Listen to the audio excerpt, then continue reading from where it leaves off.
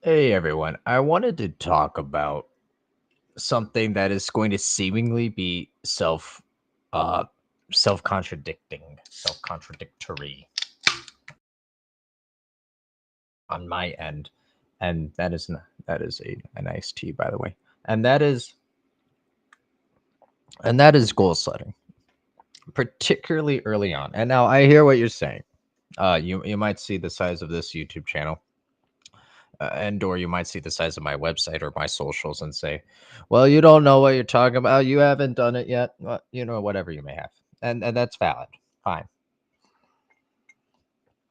I will say my my my wisdom or lack thereof, and or knowledge, or again lack thereof, whatever, comes from experience of having been at more established places, um really not just only in writing but other venues, but also in build up. So I've seen, you know, multiple sides of the coin. Again, not just in writing, but in other business aspects as well.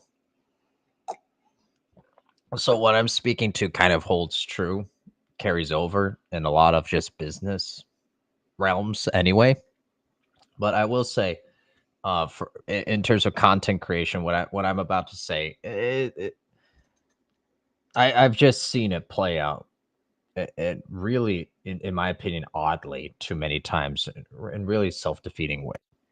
But anyway, particularly when you are starting as a content creator brand new, independently or with someone else, or you're brand new with and a more established, website or channel, whatever you may have. You cannot have your focus. You cannot have what you look at be view count or engagement or anything like that. That is for short. People talk. You want to talk about why people burn out, or why people get demotivated, or why people start something and then stop. I forget what the number is, but it's some crazy amount of it's some very much high percentage, like in the for sure 80+% of people who start something and then who start something online like a YouTube channel and then quit within the first 2 weeks. And the reason, and for me, what I've seen is just a really bad obsession of looking at numbers, looking at view count, looking at, you know, those kind of things. When you are starting out, and for me, starting out means anything less than a year. If I'm being, and even if I'm being honest, even that might be too little time. If I'm being very transparent with you, just because think about it, there are so many other established sites or channels that have been at it for way longer than that even. But anyway, regardless of where you draw that line of demarcation, for me, you're no longer a complete novice. You're no longer in the beginning stages after a year. That's how I view it. And so until then, of course you're going to look at numbers. Of course you're going to look at views, right? That was even part of my first video here. So you can't avoid that. Let me just tell you, and obsessing over that and spending your day uh kind of keeping track of how, specifically, of how of individual video does, or how an individual article does, that's a waste of your time. I promise you it is, because you don't have a big enough sample size. You just don't. So to for you to obsess over something that you can't control is silly. Now, I said that this would be seemingly contradictory. What you can do, and now I'm only speaking to people who have the ability and the current willingness to produce a form of content once a day.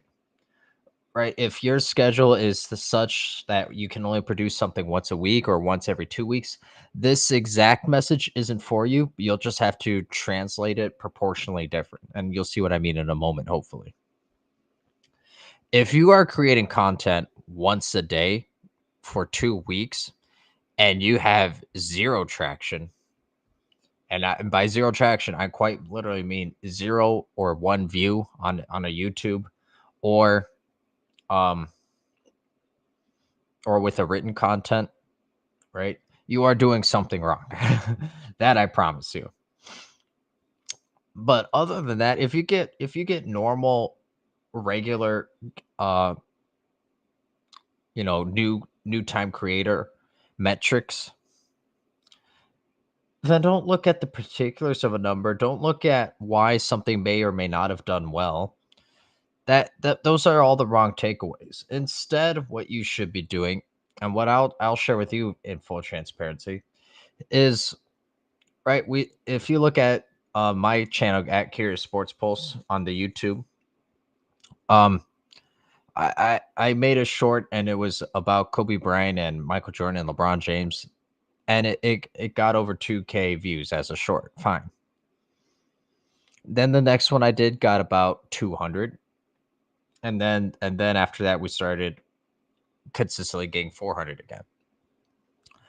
And so what I did was I said, well, what was it about the 2K one that that could possibly be an explanation? And I'll share that with you now, with the caveat of, I'm not saying that this is an explanation, but that's kind of where I'm leaning toward right now. And I hope you see that in this, and in terms of this, how I'm setting my goal, and in terms of my takeaway from the numbers early on, I'm not having the wrong takeaways, I don't think. And I'm keeping it pretty general, and I'm giving myself wiggle room to adjust. That's pretty important early on, especially. So what I said is, well, is it the title? I don't think so, because I look at my own viewing experience, which that's important. As best as you can, you need to engage with your content objectively as a third party customer as much as you can. That's so important. But anyway, so what I did was I looked and I said, okay, so when I'm looking at other YouTube shorts, reels, whatever you may have, what is it that I'm looking for? And I noticed that, the YouTube does a good job of recommending stuff generally that I am interested in. Okay, so fine. YouTube does the heavy lifting there, right? I don't have to go door to door. Great. But then also, I don't really look at the title or the thumb or the hashtags or whatever. So I think that's helpful for YouTube to know, kind of. And again, YouTube doesn't push content out. It tries to match content from others pulling in what could be interesting to them. And I didn't phrase that the exactly correct way, but there's a difference there. We'll do a video on that one day, maybe. But anyway, so I say all that to say, well, I just noticed that the click rate in terms of people who watched the video on the 2K one, and some of the higher ones, and some of the ones that got, that had a greater like percentage, the click rate was hovering around 50%, where the lower ones were, closer to 20%. So I said, well, why could that be? And so for me, and I think that for now, in terms of my approach for shorts, is that first 1 to 1.5 seconds, that's the most important part of your video. It is creating that hook and keeping that reason for the person to want to watch the rest of your short. And now you'll notice here how my main takeaway, again, and I've said this before, but I'll say it again. My main takeaway from the 2K short experience wasn't, um wow, I need to create more Michael Jordan and Kobe Bryant content, right? That's the wrong takeaway. Instead, you need to, as best as you can, have a holistic view, have a long-term view, and see and try to get as best as you can to the root of the problem. And notice I keep saying as best as you can, and that's not because of a tick, right? I have different ticks. For one, right? Me sipping on my coffee is something of a safety blanket for me. So, but anyway, plus it's delicious. But that's neither here nor there. Um, what you see there, hopefully, in my reasoning is I'm trying to get to the root the actual root cause, the root root analysis, as Elon Musk would say, first principles, you know. But then also the main focus anyway is how do I create the best product? So now I share all that to say, and this was, I guess we're 10 and a half minutes in, so I guess this video is officially clickbait. I'm sharing all this to say that when I'm saying my goal now, again, I set the goal of I'm going to create shorts until I see that I'm comfortably going to hit 500 views a day. Right. Super attainable. For me, that means 1.5 shorts. So, right, I'm going to create 2 shorts. And then if time allows, then I'll create more because I just like doing them. But anyway, we see how what this goal encompasses is a um I now am committing to creating 2 shorts, 2 short videos, and that's about 2 hours worth of my life, just because of how slow I am right now in the process from start to finish of creating a short.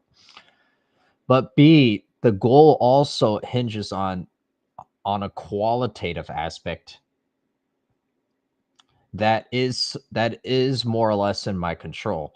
So if I create something interesting, more people are going to click on it, more people are going to stay on it, more people are going to engage with it, and thus it will be presented as an option for more people to choose from by YouTube.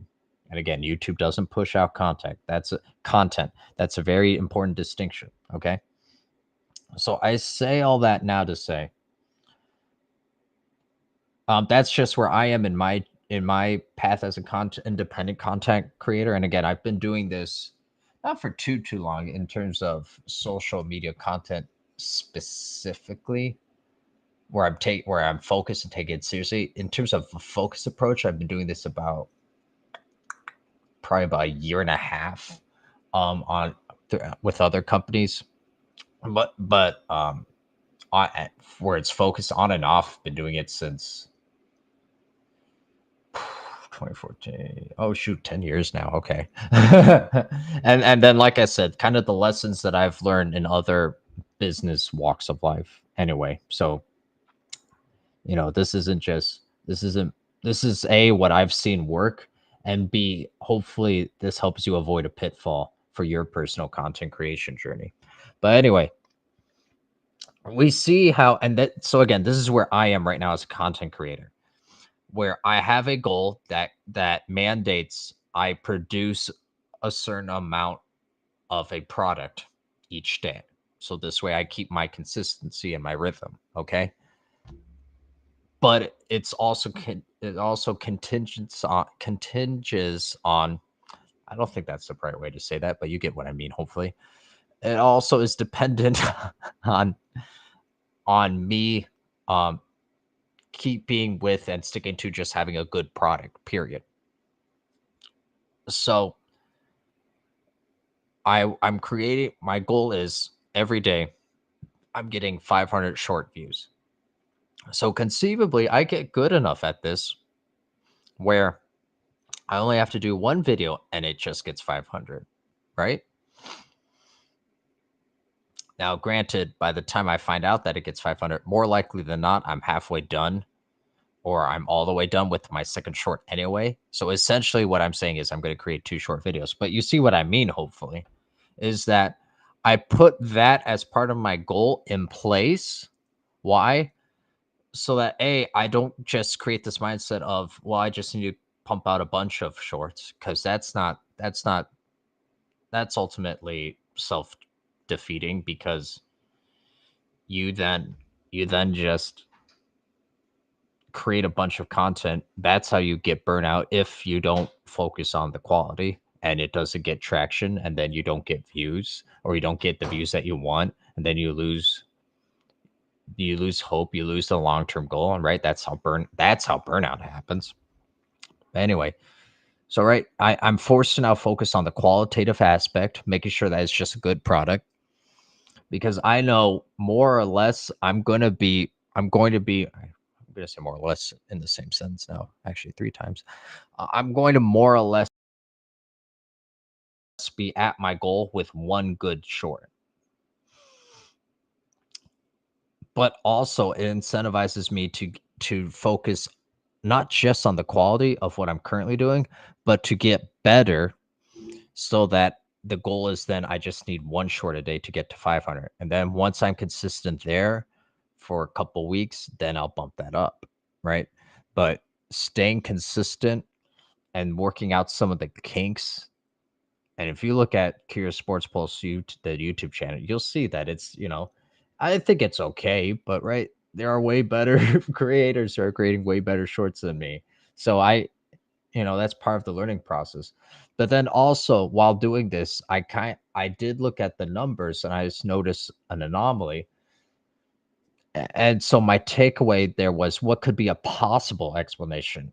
And for me, I'm hesitating to even say this right now, but for me, it looks like, and this is just me guessing, right? There's no way to know because again, making any making any decision really based off of just one video or one article and those metrics for pertaining to that one piece of content is silly.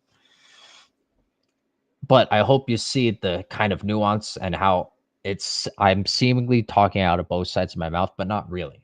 What I did was I said, okay, this one did really well. Why? What is a possible reason?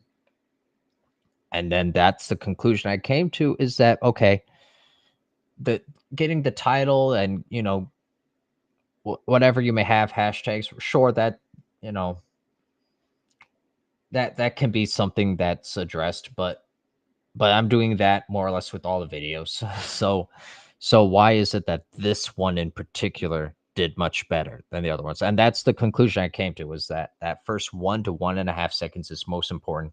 And I based that off of my own viewing habits of shorts.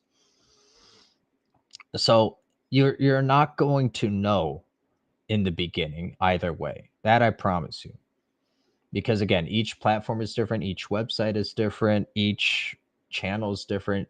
Really, each how you position yourself within the realm of either the channel or the website is going to be different anyway. And the timing is going to be different. How your audience interprets something is going to be different. So these are all unknowns that no one knows. So the best thing to do is to start, but maintaining that mindset of, okay, I need to have whatever your schedule allows. I need to have a form of consistent output from my efforts. And then in a couple of weeks time, or after a buildup of many things, then evaluate and then do a deeper dive on the numbers. But to kind of flip that and to just do one piece of content, then another, and then do a deep dive on those numbers, and to then draw too much of a conclusion either way, um,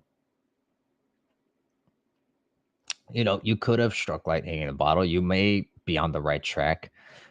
You may luck out and just make the right decision anyway. Uh, Odds are, and I think this is borne out in the stats based on the amount of people who quit. We're going to call it the quit rate for now. Odds are is that you won't. So that's why I implore anyone listening, focus on creating the best quality content that you can within your capability. Whatever your schedule allows, keep that as consistent as possible. Try to learn tricks on the way and self-evaluate as best as you can, or better yet, ask someone to give you critical, honest feedback. Make tweaks, but keep the overall picture in mind. And then once you have an accumulation, once you have more data to pull from to analyze, once you have more of a sample size, then take that deep dive in the numbers. And once we get to that point with Curious Sports Polls, I'll happily share that aspect of how I look at data. Okay. But until that happens, really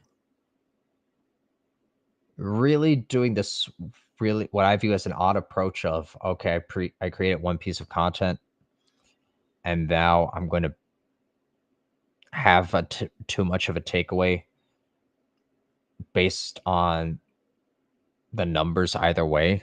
To me, that's silly, completely silly. So anyway, we'll be back tomorrow sometime. But good luck to everyone there on their content creation journey, or if it's not even content creation, good luck to everyone out there. And hope